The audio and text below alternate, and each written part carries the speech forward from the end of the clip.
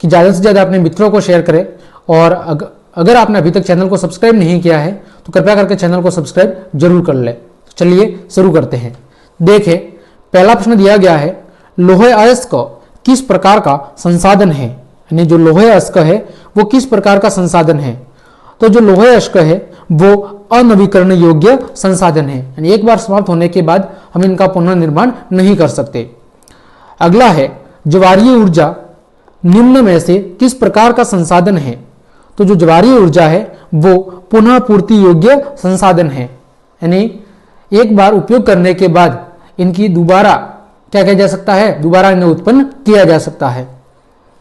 अगला है, पंजाब में भूमि निम्नीकरण, यानी धीरे धीरे भूमि का उपजाऊपन कम हो रहा है, इसका कारण क्या है। तो इसका कारण है नहरों की अधिकता के कारण बहुत अधिक सिंचाई, ये इसका प्रमुख कारण है। इसके कारण धीरे धीरे मृदा की लवणता क्या हो रही है, कम हो रही है, मृदा की उर्वरक क्षमता है वो धीरे धीरे नष्ट हो रही है। निम्न में से किस प्रांत में सीढ़ीदार या सोपानी खेती की जाती है। तो जो सीढ़ीदार या सोपानी खेती है वो पहाड़ी ढालों पर की जाती है, तो इसका सही जवाब हो जाएगा, वो हो जाएगा उत्तरांचल या उत्तराखंड। अगला है, इनमें से किस राज्य में काली मृदा पाई जाती है। तो काली मृदा पठारी क्षेत्र में विशेष रूप से ज्यादा पाई जाती है, और वो कौन सा है, झारखंड है। ठीक है, जो कपास की मृदा कपास की खेती के लिए बहुत ही उपयुक्त होती है। चलिए, ये आपके अभ्यास थे। अगला, निम्नलिखित प्रश्नों के उत्तर लगभग 30 शब्दों में दीजिए, यानी कि अति लघुरात्मक है। देखें, पहला प्रश्न है, 3 राज्यों के नाम बताइए जहां काली मृदा पाई जाती है। यहां पर मुख्य रूप से कौन सी फसल उगाई जाती है। तो काली मृदा की अगर हम बात करें तो काली मृदा का जो रंग है वो कैसा होता है, काला होता है। और इसका दूसरा नाम क्या है, इसे रेंगर मृदा भी कहते हैं।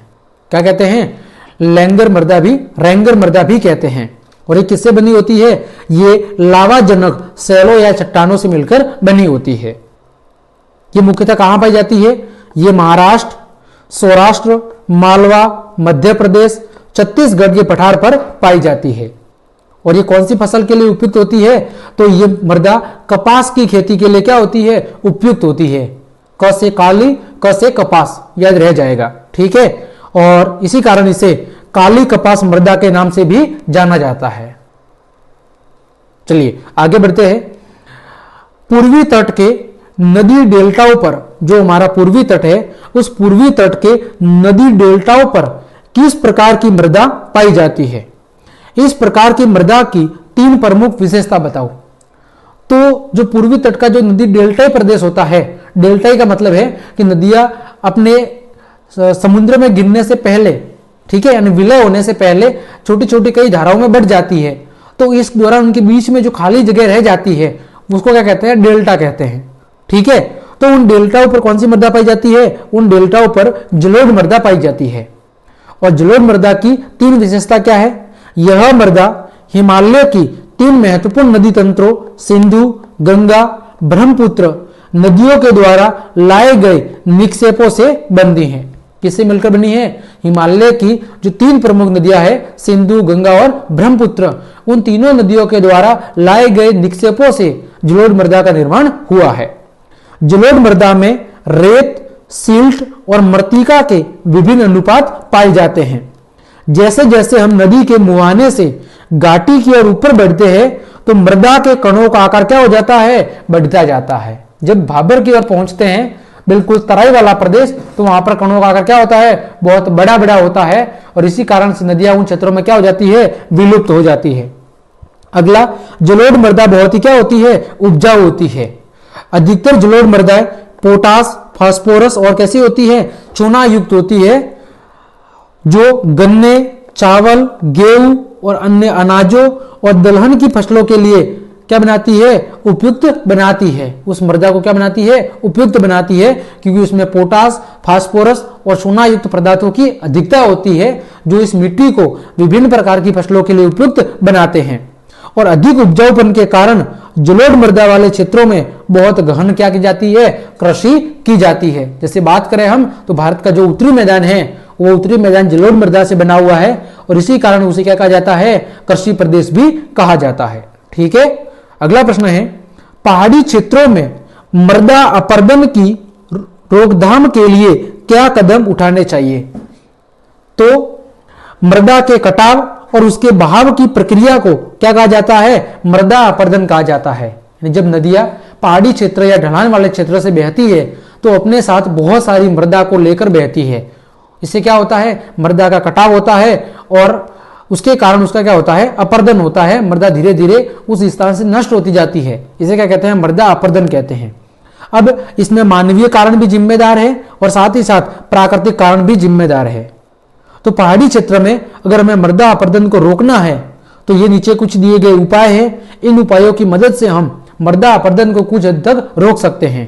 पहला, पर्वतीय ढालों पर समोच्च रेखाओं के समानांतर हल चलाने से ढाल के साथ जल बहाव की गति क्या होती है? घटती है। इसे क्या कहा जाता है? समोच्च जुताई कहा जाता है। मतलब क्या हुआ?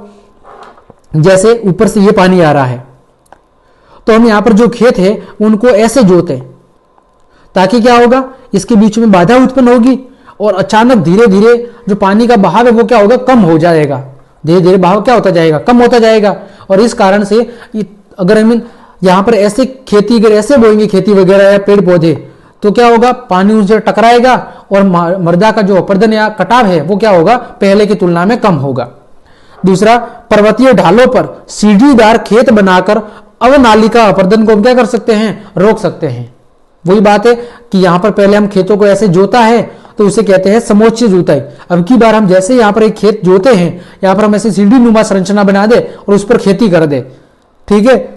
तो इससे क्या होगा? इससे भी पानी धीरे धीरे टकराता हुआ आएगा और बहाव धीरे धीरे कम होता जाएगा और इस कारण से ज्यादा अपरदन नहीं होगा। पश्चिमी और मध्य हिमालय में सोपान तथा सीढ़ीदार कृषि क्या है? काफी विकसित है। अगला कारण, पहाड़ी क्षेत्रों में पट्टी कृषि के द्वारा मृदा अपरदन को रोका जा सकता है। इससे बड़े खेतों को क्या कहा जाता है? छोटी छोटी पट्टियों में बांटा जाता है और फसलों के बीच में क्या उगाई जाती है? घास की पट्टियां उगाई जाती है। ये पवनों द्वारा जनित बल को क्या कर देती है? कमजोर कर देती है। अगला हम उपाय क्या कर सकते हैं? पर्वतीय ढालों पर बांध बनाकर जल प्रवाह को समुचित ढंग से खेती के कामों में लाया जा सकता है। इसके अलावा मृदा रोधक बांध अवनालिकाओं के फैलाव को भी क्या करते हैं? रोकते हैं। तो ये कुछ उपाय हैं। इन उपायों की मदद से हम पहाड़ी क्षेत्रों में मृदा अपरदन की समस्या को कुछ हद तक रोक सकते हैं। अगला है जैव और अजैव संसाधन क्या होते हैं? कुछ उदाहरण दो। सबसे पहले बात करते हैं जैव संसाधन की। जैसा नाम से पता चल रहा है, जैव यानी जिसमें जीवन पाया जाता है। तो वे संसाधन जिनकी प्राप्ति कहां से होती है? जीव मंडल से होती है और इनमें जीवन व्याप्त होता है, यानी जीवन पाया जाता है।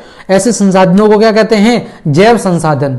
यानी जितने भी सजीव है वो सारे सजीव कहां गिने जाते हैं? जैव संसाधन में गिने जाते हैं। तो आपको क्या रखना है? जैव का मतलब जिसमें जीवन पाया जाता है, जैसे मनुष्य, वनस्पति जगत, प्राणी जगत, पशुधन, मत्स्य जीवन आदि। वही बात करें अजैव, उपसर्ग का मतलब क्या होता है? नहीं, यानी जिसमें जीवन नहीं पाया जाता। तो वे सारे संसाधन जो निर्जीव वस्तुओं से मिलकर बने हैं, किससे बने हैं? निर्जीव वस्तुओं से मिलकर बने हैं, उन्हें क्या कहते हैं? अजैव संसाधन कहते हैं, जैसे चट्टानें और धातुएं। ठीक है। अगला प्रश्न है, निम्न प्रश्नों के उत्तर लगभग 120 शब्दों में दीजिए। प्रश्न है, भारत में भूमि उपयोग प्रारूप का वर्णन कीजिए। भारत में भूमि का जो उपयोग है वो किस आधार पर किया जाता है, कितनी भूमि का किन किन कार्यों में उपयोग किया जाता है उसका हमें वर्णन करना है। वर्ष 1960 से 61 से वन के अंतर्गत क्षेत्र में महत्वपूर्ण वृद्धि नहीं हुई है। इसका कारण क्या है कि वर्ष 1960-61 से वनों के क्षेत्र में कोई महत्वपूर्ण वृद्धि नहीं हुई है, बल्कि धीरे धीरे वन कम होते जा रहे हैं। इसका कारण बताना है। तो भारत में भूमि के उपयोग की बात करें तो भारत में भूमि का उपयोग अलग अलग प्रकार के कार्यों में किया जाता है। जो हमारी कुल भूमि है उसमें से 93% भोग के उपयोग के ही हमारे पास आंकड़े उपलब्ध है। जो हमारे पास टोटल जमीन है उसमें से केवल 93% भूमि के जो रिकॉर्ड है वो हमारे पास अवेलेबल है। बाकी जो 7% है उस भूमि का हमारे पास कोई लेखा जोखा नहीं है। अब 93% में से जो 46.6% है वो भूमि शुद्ध बोए गए